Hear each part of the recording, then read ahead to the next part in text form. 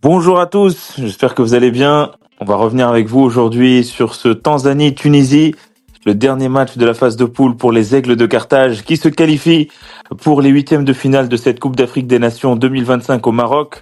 Effectivement, un match où beaucoup de choses sont à dire, un match qu'on va décortiquer, qu'on va analyser, dont on va discuter avec vous, avec Bilal et Raed. Bonjour, j'espère que vous allez bien, Bonjour, j'espère que vous avez bonjour, c'est dur, c'est profité un de ce plaisir. match, ou si on peut appeler ça un match. Donc Et je sais voilà. pas, pour moi, c'était un carnage. J'attendais la dernière minute avec plaisir. C'est une parodie de football. Une parodie de football, c'est vrai, je suis d'accord, parce que franchement, surtout quand on a vu le précédent match des Aigles de Carthage contre le Nigeria, cette défaite affligeante contre le Nigeria, 3-2, eh bien voilà, la Tunisie avait besoin de se relancer et en tout cas de gagner surtout. Donc à la fois sur le contenu, mais aussi sur le résultat, c'est décevant ce soir.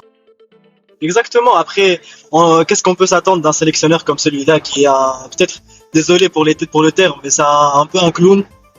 Tactiquement, c'est un peu un clown et en vérité, ce qu'il nous a proposé aujourd'hui, c'est honteux. J'ai l'impression qu'il s'est moqué de moi. Des décisions tactiques très, très douteuses, des changements inadéquats. Je comprends pas du tout ce qu'il a voulu proposer. Je vois une équipe qui, on dirait, joue sans aucun sélectionneur. Les joueurs jouent tout seuls, j'ai l'impression. La Tanzanie, par exemple, a été beaucoup plus compact tactiquement. Je sentais qu'il y avait une idée, les joueurs étaient bien placés. L'entraîneur avait eu sûrement des mots à dire à ses joueurs. Et contrairement à nous qui avons sorti une prestation en vrai très tunisienne dans l'absolu, dans ce qu'on propose presque dans la plupart des compétitions, ça veut dire une fois oui, une fois non, 50% on est bon, 50% on est mauvais. Donc bon, on va s'attendre pour le prochain match contre le Mali qui va être un adversaire coriace, une équipe qui nous ressemble beaucoup, une équipe qui a beaucoup de grands joueurs, des joueurs qui évoluent vraiment dans des grandes équipes et à des hauts niveaux européens. Donc voilà, on verra ce que l'équipe nationale proposera. Exactement. Moi, je m'attendais, tu vois, à voir aujourd'hui une certaine réaction de l'équipe nationale tunisienne suite à une sortie concrètement qui a été ratée face au Nigeria où concrètement tu te fais manger pendant 70 minutes et tu te réveilles seulement les 30 dernières minutes dès que c'est trop tard. Tu leur fais extrêmement mal, hein. Tu leur fais extrêmement mal en plus. Bon, c'est dommage. Ouais. Et là, en fait, contre la Tanzanie, concrètement, tu t'affrontes un adversaire qui est censé être plus faible que toi sur le papier. Et t'arrives pas à faire le jeu. En fait, t'arrives concrètement à rien faire, à même pas aligner 3 passes. Je sais pas si vous vous en rendez compte. C'est ça qui est affligeant, c'est que là où ce match devait être un match pour se rassurer, au final, ça devient un match pour se préoccuper, parce qu'au final, moi, je ne vois pas réellement de motif d'espoir. En tout cas, pas avant d'affronter un outsider confirmé comme le Mali. Moi, j'attendais de ce match, qu'il nous rassure et surtout qu'il arrive à mettre en avant, nos qualités balle au pied, tactique, Je pense qu'aujourd'hui, on sort avec plus d'incertitude que de certitude et c'est bien dommage parce que je pense qu'il y avait la place. À la fois pour gagner ce match, donc faire un résultat, mais aussi bien jouer. En tout cas, quand je dis bien jouer, c'est arriver quand même à faire des choses qui sont plus ou moins cohérentes avec un ballon. Et je pense que c'est des choses qui nous manquent beaucoup dans cette CAN. Surtout prendre confiance.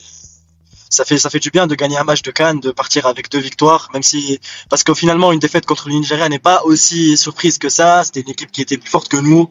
Après bien sûr il y a un contexte de match, etc. Mais voilà, on aurait bien aimé aujourd'hui avoir les 3 points et gagner ce match-là et confirmer, partir avec une certitude, avec une victoire pour jouer les huitièmes de finale. Ça aurait fait du bien aux joueurs, je pense. Malheureusement, comme a dit Emile, on se retrouve avec plus d'incertitude que de certitude.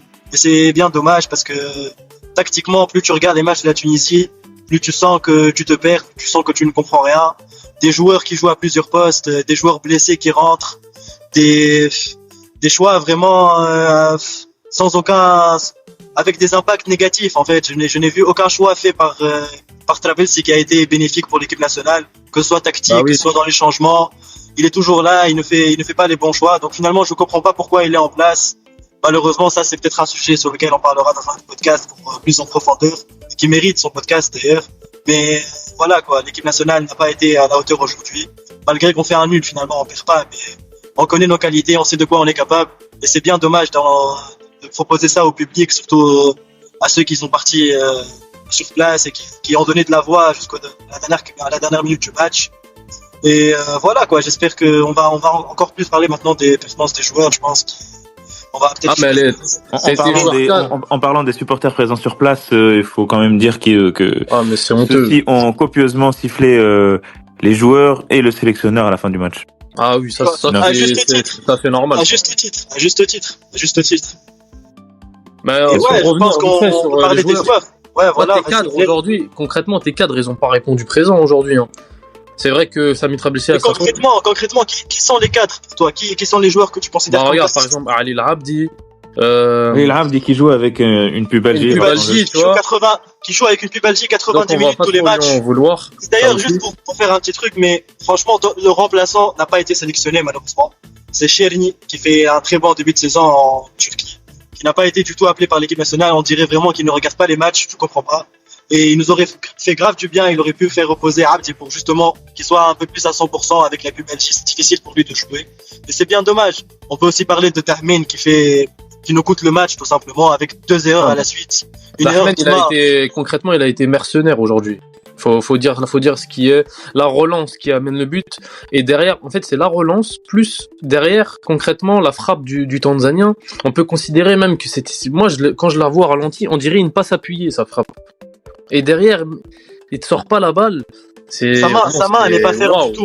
En fait c'est je pense qu'il est sorti de sa compétition, moi personnellement, et Sami Trabelsi a été très mauvais dans la gestion au final de ce joueur suite à la défaite face au Nigeria. On a vu qu'il n'était pas du tout dans le match, il faisait beaucoup d'erreurs, aucune sortie bonne, aucun dégagement bon au pied, tu vois. Donc après j'aurais pu comprendre, je veux dire, de le garder en tant que numéro 1 parce que voilà, tu as un esprit de groupe et tu as une certaine cohésion, mais là tu te rends compte que le bonhomme n'est pas du tout dans sa compétition, donc je pense qu'il aurait fallu. En fait, c'est vraiment un dilemme. Il aurait fallu pas le facile, garder. Un dilemme vraiment pas facile entre opter pour un autre gardien en cours de compétition ou alors garder un gardien dont tu sais pertinemment qu'il est pas bon.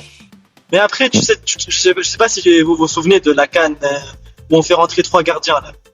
C'était pas une bonne chose. Ouais, c'est vrai. Moi, je pense que vraiment faire rentrer un autre gardien dans un contexte comme celui-là, ça peut. Je pense pas que ça va lui porter. Non, ça va pas l'aider.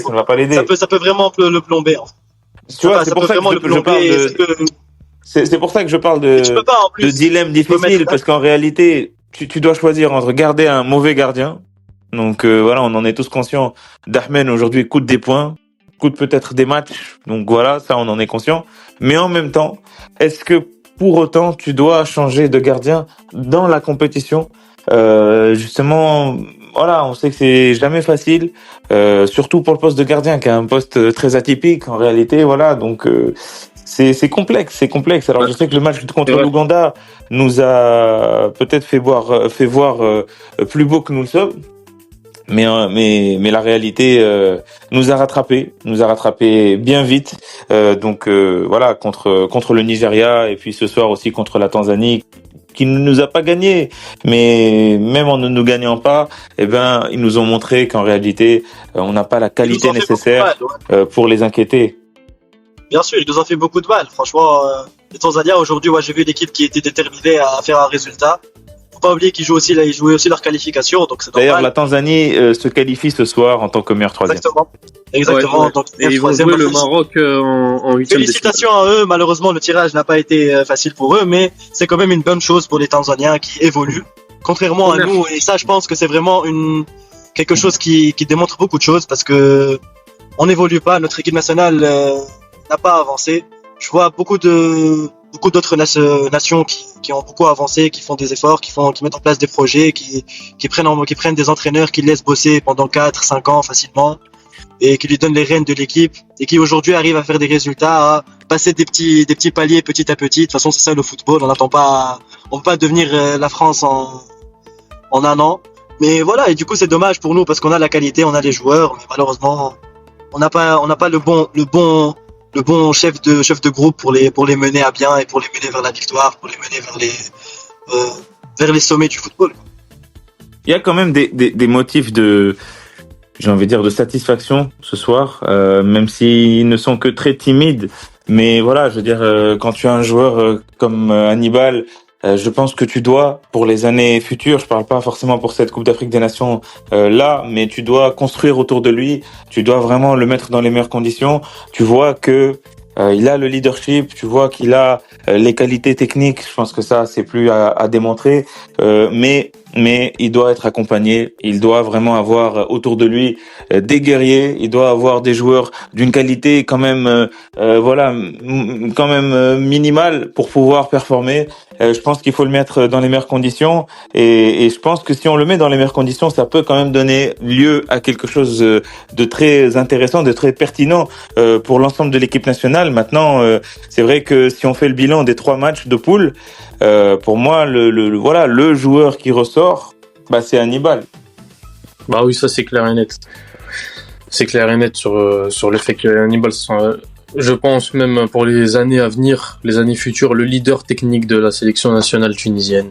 Et même, j'espère que c'est un leader aussi tout court. Il te démontre que même quand l'équipe est noyée au fond du trou, même quand on n'arrive à rien, et bah lui, il essaye des choses, et même on le voit, même il parle aux joueurs, il replace les joueurs tactiquement. Je sais pas si vous avez vu aussi. Hein. Oui, bien sûr. J'ai remarqué ça. Oui. Donc voilà. Moi, je pense que pour le prochain match qui va se jouer donc contre le Mali, il va falloir que nos cadres se réveillent concrètement. Et il va falloir aussi que, au bout d'un moment, le discours de Monsieur Samy Trabelsi, il finisse par passer dans ce vestiaire. Parce que là, j'ai pas l'impression qu'en fait, ça soit l'homme de la situation et qu'il a un discours qui passe, tu vois. Mais on est obligé de le soutenir maintenant, tu vois. On est arrivé à un stade où on a un 8e à jouer, et c'est le moment. Donc voilà. Bon, on va pas trop s'étaler sur le match du Mali, mais voilà. Non, mais après, sans te dire, oui, je suis d'accord, il faut toujours être derrière l'équipe nationale. En tout cas, aujourd'hui, pour moi, ça a été une purge. Ça a été vraiment une purge, dommage, malheureusement. Après, j'allais te dire, voilà, c'est malheureux, mais on connaissait déjà un petit peu Samy Trabelsi. On avait déjà, connu 2 Coupes d'Afrique des Nations avec lui en 2012, en 2013. Donc effectivement, voilà, je veux dire que un fiasco de plus, malheureusement, qui se prépare, parce qu'on sent bien que entre 2013 et aujourd'hui, il n'a pas évolué. Tactiquement, il n'a pas évolué au niveau justement de son approche, de la préparation des matchs, de sa communication également. Je la remets en cause parce que précisément, on a vu sa communication après le match contre le Nigeria où ses choix tactiques ont été questionnés, ont été interrogés, et celui-ci les défendait en disant que il avait fait les bons choix, c'est-à-dire nommément de commencer la rencontre avec donc un 3-5-2, 3 défenseurs centraux, Dali Ramdan donc en poste de piston alors qu'il avait jamais joué là de sa carrière. Enfin bref, il s'est défendu, et donc forcément c'est inquiétant de voir quelqu'un ne pas reconnaître qu'il s'est trompé, surtout dans ce stade-là de la compétition, dans une phase finale de CAN. Les grands entraîneurs reconnaissent quand ils se sont trompés, et je pense que c'est légitime. Mais quand quelqu'un ne reconnaît pas qu'il s'est trompé et persiste dans la bêtise, excusez-moi, c'est quand même un petit peu troublant et inquiétant. Bien sûr, surtout que on parle quand même de l'homme qui doit mener notre équipe vers une victoire en CAN, donc c'est dommage pour nous. Après, je pense que ça démontre le professionnalisme aussi de toute la fédération qui, malgré tous les échecs précédents qu'il y a eu avec cet entraîneur, ils ont quand même décidé de le nommer encore entraîneur de l'équipe nationale. Donc bon, malheureusement, aujourd'hui le match, c'est un reflet de l'équipe et de la fédération et du football tunisien depuis un long moment. On stagne, on n'avance pas, on n'évolue pas, les mentalités ne changent pas, c'est les mêmes entraîneurs, c'est les mêmes joueurs, il n'y a pas d'avancée. Donc c'est dommage, malheureusement. Aujourd'hui, comme vous l'avez dit, moi je veux souligner Hanaba qui sur les 3 matchs, il fait 3 matchs exceptionnels, je pense, en tout cas vis-à-vis de l'état d'âme, en tout cas. Et je pense qu'il sera amené plus tard à être notre capitaine, notre joueur référence. Il en est capable, il a beaucoup de leadership, il a beaucoup d'autorité. Il veut faire son maximum pour l'équipe nationale. On a des petits jeunes sur lesquels on peut miser. On a beaucoup de potentiel. Malheureusement, je pense pas que on est au bon moment aujourd'hui pour que tout ça se mette en œuvre, et je pense que cette CAN va peut-être nous apprendre beaucoup de choses, mais on verra, et on va plus parler, je pense, du match tactiquement, non ? Oui, bien sûr. Voilà, je Bien pense sûr. que ce match-là, voilà, on l'a dit, franchement, on s'attendait à une approche tactique différente du match du Nigeria, qui, comme on l'a dit, voilà, était ce fameux 3-5-2. Alors, beaucoup ont parlé d'un retour au 4-3-3 pour ce match contre la Tanzanie, mais en réalité, le 4-3-3 a bien eu lieu, mais les intentions, l'engagement, l'envie, voilà, les projections vers l'avant n'étaient pas là. Donc ce qui nous montre en réalité que ce n'est pas du tout une question ni de 4-5-1, ni de 4-3-3, ni de 4-2-3-1, ni de 3-5-2. En réalité, la question centrale, la question mère, c'est la question de l'animation, c'est la question de savoir comment on veut jouer, quel est le rôle de chaque joueur, quel est le rôle justement des leaders, comment est-ce qu'on occupe l'espace, comment est-ce qu'on presse, comment est-ce qu'on fait mal à l'équipe adverse. Et donc toutes ces questions-là demeurent encore voilà avec Sami Trabelsi, parce qu'on voit bien que même avec une adversité censée être plus faible, en tout cas une adversité qui a perdu contre le Nigeria et qui aurait pu perdre contre l'Ouganda. Je rappelle que l'Ouganda a raté un penalty à la 90e minute contre la Tanzanie. Et ben même contre cette adversité-là, nous ne sommes pas capables de créer du jeu et de gagner.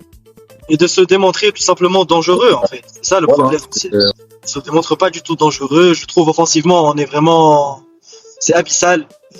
Ouais. Azam Story est un attaquant avec des qualités que je recherche toujours. Je n'arrive toujours pas à trouver. Il est pas bon dos au but, il est pas Moi- bon en face du Moi, but. pour moi, ce qui a le moins marché aujourd'hui, ça a été le milieu de terrain en première période. On n'était pas du tout complémentaires au milieu de terrain. On n'arrivait pas à créer un seul décalage. Et c'est seulement, on va dire, quand Ferjani Sessi est rentré, qu'on a eu peut-être un ou deux décalages, mais ça reste trop insuffisant. Je peux Ça pas reste- vraiment ça te laisser reste dire ça. Je peux pas te laisser dire ça. Génie, c'est pour moi. Au son moins, entrée au moins là-bas a quand il est changé rentré, au moins quand il est rentré, j'ai senti qu'on avait mis un peu plus le pied sur la balle. Tu vois ce que je veux dire, au milieu. Donc, tu vois, on va pas être aussi ingrat sur ce point-là, mais c'était trop insuffisant. Encore une fois, on Non, avait c'était pas insuffisant, lenteur. c'était compliqué, c'était lent. C'était lent et on sait bien que franchement à ce niveau-là, dans ce genre de compétition-là, il faut aller vite vers l'avant, il faut aller vite dans l'exécution, il faut réfléchir vite. Et je trouve qu'on a quand même manqué de fraîcheur justement. Après, je pense que la pluie n'aide pas parce que voilà, il y avait beaucoup de pluie ce soir à Rabat, voilà lors de ce match-là. Mais c'est vrai que voilà, il y avait quand même un problème de lenteur dans l'exécution des gestes et je pense que voilà, c'est quelque chose qu'on doit, je veux dire, inévitablement travailler je veux dire, à l'approche du match contre le Mali en huitième de finale. Bien sûr, ça va tellement être. C'est ça les axes d'amélioration. Moi, c'est surtout au niveau tactique où j'en veux beaucoup, tu vois, à Sami Trabelsi d'avoir. Pourquoi en fait, je me demande, pourquoi tu chamboules l'équipe en fait qui a fonctionné? Parce que concrètement, on a eu trois équipes Mais différentes. l'équipe a Ouais. fonctionné contre une équipe qui a perdu 3 matchs en poule. Bien sûr, bien Exactement, sûr, exactement. bien Moi, je sûr. peux pas, ça ne veut rien moi, dire. je peux pas prendre le match de l'Ouganda Ouais. comme référence. Moi. Je suis d'accord, mais on peut quand même souligner qu'on a changé 3 fois d'équipe en 3 matchs quand même. Oui. Tu vois, Bien sûr, bien sûr. c'est-à-dire Après, qu'en fait, comment tu veux créer les automatismes? Tu veux avoir une stabilité, c'est-à-dire que après, même les ça. automatismes, ça se crée pas dans la CAN, hein. Ça se crée avant, Ouais. dans la préparation, dans les matchs amicaux, mais Ouais, ça, je suis après, d'accord. on n'a jamais eu. Après, Par contre, je tu pense peux qu'on les peut tous chambouler. être d'accord. On peut être, oui, mais on peut tous être d'accord qu'on n'a jamais eu vraiment de 11 fixes. Ah, on n'a jamais eu de 11 On a types. toujours eu 2, 3 On joueurs n'a qui pas- changent on selon n'a pas la de forme, onze types. On n'a pas de 11 types. selon ce qu'on veut faire. Par exemple, si on a eu Dali Brondan dans le match contre le Nigeria, c'était parce qu'on voulait jouer plus défensif. C'est pour ça qu'il a préféré mettre Dali. Donc c'est comme ça, c'est selon ce qu'il veut faire lui tactiquement, tu vois. Et c'est dommage un peu parce que on devrait avoir un 11 type, on a des joueurs qui sont capables de faire quelque chose. Quand on met le pied sur le ballon, on est capable de produire du jeu, on est capable de faire mal à l'adversaire. On l'a vu contre le Nigeria lors des seules 15 bonnes minutes qu'on a fait dans cette CAN. On a su être dangereux avec Tonekti à gauche qui a tout simplement mis le latéral droit nigérien très mal et je pense il aurait dû capitaliser là-dessus. Aujourd'hui, j'ai pas compris quand par exemple il a remis à droite. C'était pour moi, il marche pas, Tonekti à droite. Donc pourquoi tu le mets à droite? C'est juste t'entêter vers une idée qui marche Il pas. était Et à gauche, mais bon. oui, mais ça démontre. Oui, mais je vois pas pourquoi tu le remets à droite. Ça sert à rien. Ça marche pas à droite. On l'a vu plusieurs fois. La seule fois où tu l'as fait jouer avant le match contre le Nigeria, c'est à droite. Pourquoi tu le mets à droite? Il y a aucune raison. Il y a aucune raison. Ça, c'est vraiment tactiquement, c'est très, excusez-moi du terme, mais c'est très stupide. C'est vraiment extrêmement stupide. Tu vois pas pourquoi tu fais ça. Écoute, c'est la réalité de notre sélection. Je vais vous demander quand même vos tops et vos flops avant de clôturer ce podcast. Ah, le top est. On commence par les flops. Voilà. Ouais, vas-y. Parce qu'il y en a beaucoup des flops. Alors, un top chacun et un flop chacun. Ok, parfait. Alors, en top, moi je dirais Hannibal Mejbri. Et en flop, je mettrais Aymen Dahmen. Vas-y. Alors moi, mon top, c'est simple. Il y en a pas. Voilà. Et mon flop, c'est forcément Semi Trabalsi. Alors Ok. moi, je vais te suivre là-dessus parce que moi aussi, j'ai pas de top. On pourrait mettre à la balle, mais je pourrais mettre à la balle juste pour son envie et tout, etc. Mais j'ai pas envie de faire ça. C'est pas que le football ne réside pas que dans ça. Et dans les flops, je mettrais tout simplement toute l'équipe et tout le staff technique parce que c'est vraiment une honte nationale ce qu'on nous propose dans cette CAN et j'espère vraiment que les joueurs vont se réveiller et vont avoir un petit sursaut d'orgueil à la limite parce que je vois pas où on va aller face au Mali et Inch'Allah on va gagner ce match et voilà. Je pense qu'on peut s'arrêter là pour aujourd'hui. On a assez parlé de cette équipe nationale. On fera peut-être un podcast pour le match contre le Mali, c'est selon si on perd ou pas. En tout cas, Parce que moi, merci. je fais pas si on perd, je reviens pas ici. Parce que je vais revenir en mode très dangereux. Je vais dire que du mal des joueurs. Ouais. Et national et je vais péter mon petit câble. Et voilà, je pense qu'on peut clôturer le podcast ici pour aujourd'hui. J'espère que ça vous a plu. Et merci beaucoup à vous d'avoir participé à ce podcast et d'avoir donné vos avis. C'était tous très intéressants. Et on se revoit, Inch'Allah, la prochaine fois. Merci à vous. Merci à tous. Merci beaucoup. À toutes. À toutes. Bye.